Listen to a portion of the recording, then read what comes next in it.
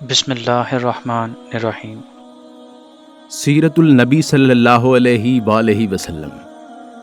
نبی کریم صلی اللہ علیہ وآلہ وسلم کی زندگی پر ایک مختصر نظر۔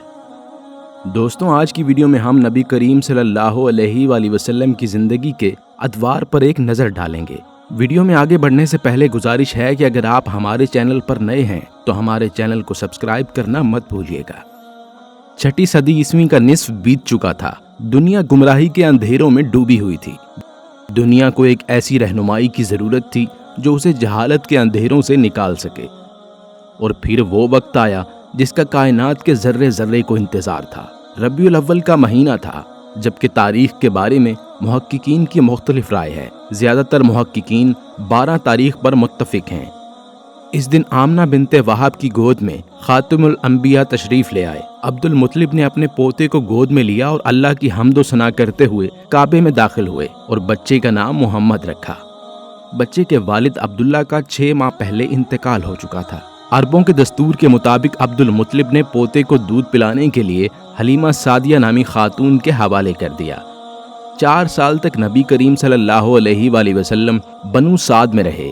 اس کے بعد حلیمہ سعدیہ نے آپ کو آپ کی والدہ کے سپرد کر دیا۔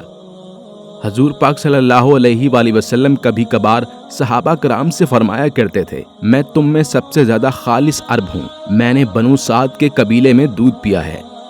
نبی کریم صلی اللہ علیہ وآلہ وسلم کی عمر مبارک 6 سال ہوئی تو والدہ محترمہ آپ کو لے کر صرف روانہ ہوئیں تاکہ اپنے شوہر کی قبر پر جائیں اور بچے کو اپنے خاندان سے بھی ملوائیں۔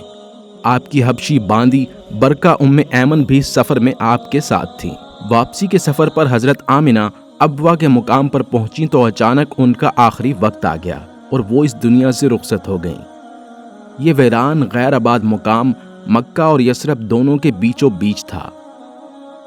یوں 6 سال کی عمر میں نبی کریم صلی اللہ علیہ وآلہ وسلم ماں کی شفقت سے محروم ہو گئے۔ اس کے بعد عبد المطلب نے اپنے پوتے کو اپنی آغوش شفقت میں لے لیا، مگر یہ شفقت کے دن بھی باد صبا کی طرح گزر گئے۔ نبی کریم صلی اللہ علیہ وآلہ وسلم کی عمر 8 سال 2 ماہ 10 دن تھی جب عبد المطلب دنیا سے رخصت ہو گئے۔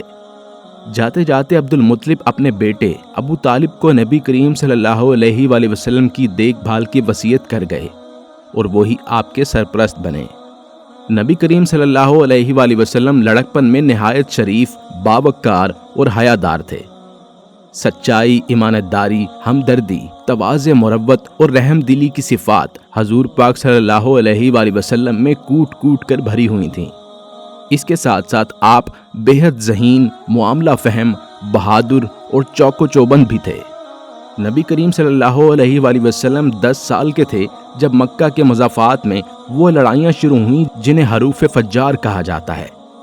نبی کریم صلی اللہ علیہ وآلہ وسلم 15 برس کے تھے جب اس سلسلے کی آخری لڑائی شروع ہوئی جسے فجار رابعہ کہا جاتا ہے، جو قریش اور قبیلہ بنو قیس کے درمیان برپا ہوئی تھی۔ اس جنگ میں نبی کریم صلی اللہ علیہ وآلہ وسلم اپنے چچاؤں کو تیر لا لا کر پکڑا رہے تھے۔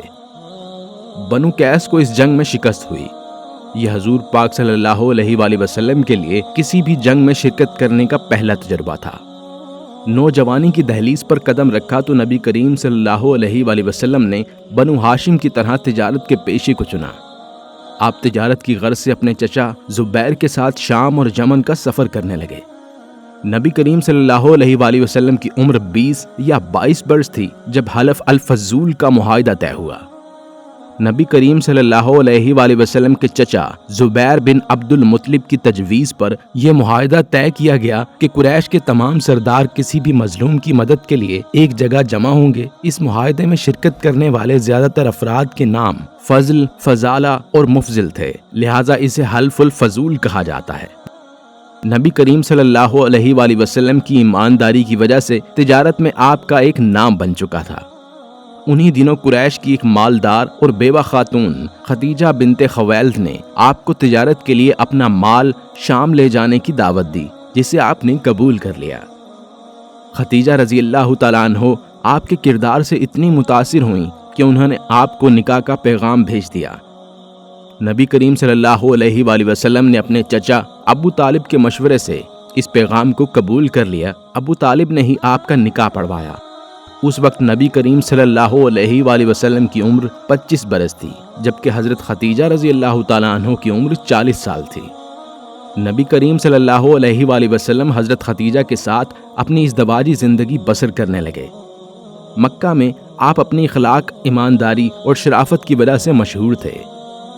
لوگ آپ کے پاس اپنی امانتیں رکھواتے اور آپ کو صادق اور امین کے نام سے پکارتے۔ اب نبی کریم صلی اللہ علیہ وآلہ وسلم کی عمر 40 سال ہو چکی تھی۔ آپ زیادہ تر گوشہ نشینی اختیار کر لیتے، اس مقصد کے لیے آپ غار حرا تشریف لے جاتے۔ جب ایک دن یکایک ایک فرشتہ آپ کے سامنے حاضر ہوا اور سورہ العلق کی ابتدائی آیات تلاوت کیں، نبی کریم صلی اللہ علیہ وآلہ وسلم نے فرمایا، میں پڑھنا نہیں جانتا، جس پر فرشتے نے آپ کو سینے سے لگا کر زور سے بھینچا۔ فرشتے نے پھر آپ کے سامنے وہی آیات دہرائیں جس پر آپ نے پھر وہی جواب دیا کہ میں پڑھنا نہیں جانتا، اور پھر فرشتے نے پھر وہی عمل دہرایا۔ یہ پہلا آسمانی پیغام تھا جو نبی کریم صلی اللہ علیہ وآلہ وسلم کو اللہ تعالیٰ کی طرف سے زمین پر بھیجا گیا تھا۔ فرشتے سے یہ پیغام سن کر نبی کریم صلی اللہ علیہ وآلہ وسلم گھر پہنچے تو خوف اور ہیبت سے آپ کا جسم کانپ رہا تھا۔ آپ صلی اللہ علیہ وآلہ وسلم نے اپنی اہلیہ حضرت خدیجہ الکبریٰ رضی اللہ تعالیٰ عنہ سے کہا، مجھے کمبل اڑا دو، مجھے اپنی جان جاتی محسوس ہو رہی ہے۔ خدیجہ الکبریٰ نے نبی کریم صلی اللہ علیہ وآلہ وسلم سے سارا واقعہ سننے کے بعد آپ کو تسلی دیتے ہوئے کہا، اللہ تعالیٰ آپ کو ہرگز ضائع نہیں کرے گا۔ آپ رشتہ داروں کا خیال رکھتے ہیں، ہمیشہ سچ بولتے ہیں، ایماندار ہیں، دوسروں کے کام آتے ہیں، مہمانوں کی خاطر تواضع کرتے ہیں، سچائی کے راستے پر آنے والی مصیبتوں میں مددگار ثابت ہوتے ہیں۔ اس پہلی وحی کے بعد ایک مدت تک دوبارہ وحی کا کوئی پیغام نازل نہ ہوا، جس پر نبی کریم صلی اللہ علیہ وآلہ وسلم کچھ بے چین ہو گئے۔ پھر ایک دن آپ مکہ کی وادیوں سے گزر رہے تھے جب آپ نے پہاڑوں کے اوپر اسی فرشتے کو دوبارہ سے گزرتے دیکھا۔ آپ فوراً گھبرا کر گھر تشریف لے آئے اور کمبل اوڑھ کر لیٹ گئے، جس پر سورۃ المدثر کی یہ آیات نازل ہوئیں، اے چادر اوڑھنے والے اٹھو اور خبردار کرو، اپنے رب کی بڑائی بیان کرو۔ اعلانیہ تبلیغ کے ساتھ ہی نبی کریم صلی اللہ علیہ وآلہ وسلم کی زندگی کا مشکل دور شروع ہو گیا۔ یہ نبی کریم صلی اللہ علیہ وآلہ وسلم کو دین کی دعوت دینے کا واضح حکم تھا۔ نبی کریم صلی اللہ علیہ وآلہ وسلم نے فوراً اس فیصلے کو انجام دینے کا آغاز کر دیا اور ابتدا اپنے گھر اور اپنی اہلیہ سے کی۔ حضرت خدیجہ الکبریٰ نے سب سے پہلے اس دین کو قبول کیا۔ اس کے بعد حضرت علی رضی اللہ تعالیٰ عنہ جو اس وقت 10 سال کے تھے فوراً اسلام لے آئے، اور حضرت زید بن حارثہ بلا تردد مشرف با اسلام ہو گئے۔ یہ تینوں آپ کے گھر کے افراد تھے۔ 3 سال تک نبی کریم صلی اللہ علیہ وآلہ وسلم نے خفیہ طور پر دعوت دین کی تبلیغ جاری رکھی۔ اس کے بعد اللہ تعالیٰ کی طرف سے آپ کو پیغام ملا کہ اعلانیہ طور پر دین کی تبلیغ کریں۔ قریش کے سردار اب کھلم کھلا آپ کی مخالفت پر اتر آئے تھے۔ دھیرے دھیرے قرآن کا نزول جاری تھا۔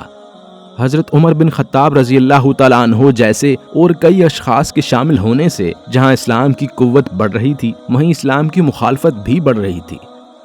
نبی کریم صلی اللہ علیہ وآلہ وسلم نے دوسرے ممالک کے بادشاہوں کو خطوط کے ذریعے دین کا پیغام دینا شروع کیا۔ اسلام کی مخالفت بے حد بڑھ چکی تھی۔ قریش کسی بھی طرح نبی کریم صلی اللہ علیہ وآلہ وسلم کو ان کے عزائم سے باز رکھنا چاہتے تھے، اور پھر قریش نے بنو ہاشم سے قطع تعلقی کا ایک معاہدہ طے کیا، جس کا خلاصہ یہ تھا کہ بنو ہاشم سینہ نکاح اور رشتوں کا کوئی معاملہ کیا جائے، نہ ہی ان سے خرید و فروخت کی جائے۔ اس معاہدے کی وجہ بنا شعیب ابی طالب کا اذیت ناک واقعہ۔ نبی کریم صلی اللہ علیہ وآلہ وسلم نے بنو ہاشم کے گھرانوں کے ساتھ مکہ کی اس پہاڑی گھاٹی پر ڈیرا ڈال دیا۔ نبی کریم صلی اللہ علیہ وآلہ وسلم کے چچا ابو طالب، حضرت عباس اور حضرت حمزہ بھی نبی کریم صلی اللہ علیہ وآلہ وسلم کے ساتھ تھے۔ یہ مکاتہ اتنا سخت تھا کہ بنو ہاشم کی مکہ کے بازاروں سے اناج اور غلہ خریدنے پر بھی پابندی تھی۔ نبی کریم صلی اللہ علیہ وآلہ وسلم کے خاندان اور ان کے ساتھیوں کے لیے یہ وقت انتہائی کٹھن تھا۔ شعب ابی طالب میں محصوری کا یہ سلسلہ کم و بیش 2.5 سال تک چلا۔ آخر کار اللہ تعالیٰ نے بعض قریشی سرداروں کے دلوں کو نرم کیا۔ ان میں حشام بن عمرو، زبیر بن ابی امیہ، معتم بن عدی نمایاں تھے۔ انہوں نے امائد مکہ کو شرم دلا کر اس معاہدے سے دستبردار کرا دیا۔ اس طرح یہ مقاطع ختم ہوا اور بنو ہاشم کو گھاٹی کی جان سوز قید سے رہائی ملی۔ شاب ابی طالب کی گھاٹی سے رہائی سے کچھ عرصے بعد ہی نبی کریم صلی اللہ علیہ وآلہ وسلم کی محبوب بیوی حضرت خدیجہ رضی اللہ تعالیٰ عنہ کی وفات ہو گئی، اور ان سے صرف 35 دن کے بعد ہی آپ کے پیارے چچا ابو طالب بھی دار فانی سے کوچ کر گئے۔ اب نبی کریم صلی اللہ علیہ وآلہ وسلم کے لیے یہ صدمہ انتہائی سخت تھا۔ آپ کے دو پیارے ایک ہی سال میں رخصت ہو گئے تھے، اس لیے آپ صلی اللہ علیہ وسلم نے اس سال کو عام الحزن یعنی غم کا سال قرار دیا۔ ابو طالب کے انتقال کے بعد کافروں کو نبی کریم صلی اللہ علیہ وآلہ وسلم کے خلاف ایذا رسانیوں کا کھلم کھلا موقع مل گیا۔ اس کے بعد وہ واقعہ پیش آیا جس کی بنیاد ہجرت یثرب بنا، یعنی سفر طائف کا دردناک واقعہ۔ نبی کریم صلی اللہ علیہ وآلہ وسلم نے اپنے غلام حضرت زید بن حارثہ کے ساتھ بڑی امید کے ساتھ طائف کا رخ کیا، مگر طائف کے باسیوں نے نبی کریم صلی اللہ علیہ وآلہ وسلم کے ساتھ وہ سلوک کیا کہ آپ کے دونوں جوتے خون سے رنگین ہو گئے۔ لوگوں نے آپ پر سنگ باری کی، جس سے آپ صلی اللہ علیہ وآلہ وسلم کے غلام حضرت زید بن حارثہ کا سر بھی پھٹ گیا۔ نبی کریم صلی اللہ علیہ وآلہ وسلم نہایت دل گرفتگی کے عالم میں وہاں سے واپس آئے۔ ابو طالب جیسے شفیق بزرگ کا ہاتھ اب نبی کریم صلی اللہ علیہ وآلہ وسلم کے سر پر نہیں تھا، اس لیے آپ مکہ میں بھی اب کھلم کھلا تبلیغ نہیں کر سکتے تھے۔ مکہ کے لوگ آپ کی جان کے دشمن ہو چکے تھے۔ انہی دنوں نبی کریم صلی اللہ علیہ وآلہ وسلم نے اپنے ساتھیوں کو جو اسلام قبول کر چکے تھے دھیرے دھیرے یثرب کی طرف بھیجنا شروع کر دیا، کیونکہ آپ جان چکے تھے کہ مکہ کی سرزمین اب ان پر تنگ ہو رہی ہے۔ نبی کریم صلی اللہ علیہ وآلہ وسلم ایک کے بعد ایک مسائل سے گزرے تھے۔ اللہ تعالیٰ نے نبی کریم صلی اللہ علیہ وآلہ وسلم کو اعزاز اور انعام کے طور پر سفر معراج سے نوازا اور مسلمانوں کے لیے 5 نمازوں کا تحفہ بھی عطا کیا۔ سفر معراج کے اس واقعے کی وجہ سے حضرت ابو بکر صدیق رضی اللہ تعالیٰ عنہ کو صدیق کا لقب ملا، اور ابو جہل نے حضرت ابو بکر صدیق رضی اللہ تعالیٰ عنہ کو طعنہ دیتے ہوئے کہا، تمہارا ساتھی کہتا ہے وہ راتوں رات بیت المقدس اور آسمانوں کی سیر کو آیا، کیا تم اسے بھی سچ مانتے ہو؟ سیدنا ابو بکر صدیق رضی اللہ تعالیٰ عنہ نے بلا تامل کہا، میں ان کی ہر بات کو سچ مانتا ہوں۔